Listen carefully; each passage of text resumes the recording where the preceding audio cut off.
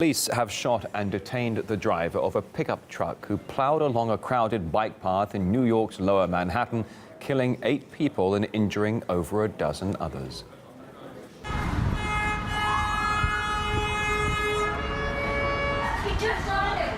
my God!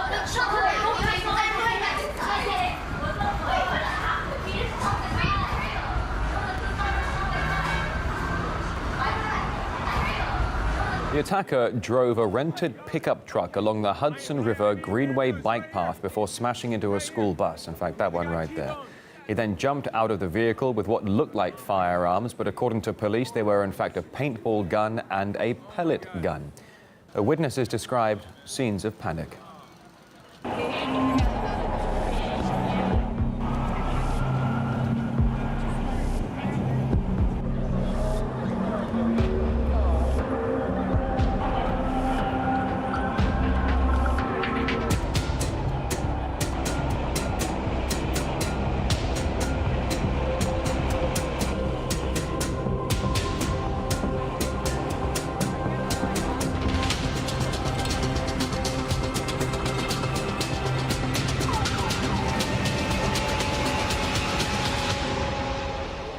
There has been no official information so far on the suspect's identity, but U.S. media have named him as Saifullo Saipov. The 29-year-old Uzbek national is thought to have arrived in America back in 2010. He is said to have worked as a truck driver in Ohio, and then reportedly moved to New Jersey, where he worked for the transport company Uber. Saipov is married and has 2 young children. However, once again, we cannot yet independently confirm whether this man was indeed behind the deadly attack in New York. In the meantime, though, more police are expected to be deployed on the streets of New York. This was an act of terror, and a particularly cowardly act of terror. There will be extensive additional employments of NYPD officers this evening and throughout the days ahead. Now, we're just 300 feet away from where the incident took place. It's now being described as an act of terrorism. The suspect drove a rented U-Haul into a crowd of bikers and pedestrians. He intentionally mowed them down and then emerged from the vehicle shouting Allah Akbar. He was then shot by the NYPD and taken to the hospital. Now, the witnesses described seeing mashed up bicycles on the ground along with body bags.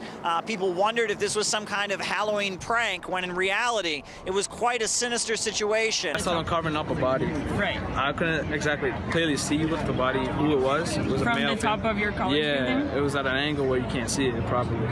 Something like that. God, it's crazy. A lot of females screaming. I mean, it's Halloween, but it was an eerie scream. Because there was one female that I saw near the body. She must have seen it actually happen, because she just kept screaming, and it was... 3 bikes, all crushed up. 1 truck, it looked like it was just all messed up there. Like everything, cops flying. I heard 3 gunshots. Just a lot of commotion going on. The smell was, very strong of gunshots. There was one man laying on the ground. It looked like he had been shot. And there was another man right next to him who was getting arrested. The city is in a state of shock. Lower Manhattan is just kind of in chaos. It's worth noting that the incident took place not far from the World Trade Center, the site of where the Twin Towers once stood. Many people wondering about the motive for the suspect, what the suspect's background is. A lot of questions that are still unanswered, but many people are on edge and nervous in the aftermath of an act of terrorism. On social media, Donald Trump condemned the attack. He tweeted that Americans should not allow ISIL fighters from the Middle East to enter the country. That is despite the fact it's not yet been confirmed the attacker was associated with the terror group. The U.S. president added it was not the time to be, quote, politically correct. Meanwhile, the governor of New York insists security in the state is the strongest in the world. We have the finest security on the globe, and to see them in action today prove that once again. Nevertheless, experts told us that evolving terrorist tactics are making it ever harder for police to stop attacks, and extremists are increasingly choosing easy targets which require neither meticulous planning nor much money to actually get it started. Initially, the jihadi attackers went for targets like buildings and airplanes, difficult targets. Took a great deal of planning, money, preparation, communications and the like. These days, they go for much simpler targets, like people on the street, renting a truck or a car, using a kitchen knife. And really, in the end, there's no way of stopping these. There's a tendency to copycat a jihadi attack of this sort. If it works, and this one worked, 8 people are dead, it's all the more likely that some other extreme, fanatical, violent Islamist will want to do the same. I don't like the word lone wolf anymore. These are active jihadis at work being recruited. For example, the biggest mosque we think he may have belonged to is in Tampa, Florida.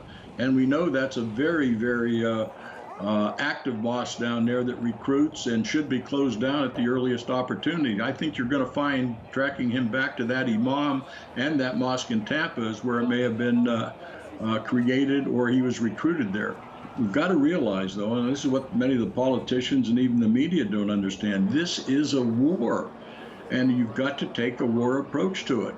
And we're going to see larger casualties. We're going to see different kinds of tactics being used in the future, in addition to using trucks and buses. They're always working on it. They're always trying to think, how can we penetrate into one of these cities in Europe or America or in Moscow and kill and injure a lot of people. This is what their intent is, create this terror. Well, we are keeping very much across this story here on RT International. When we get updates, you get them too.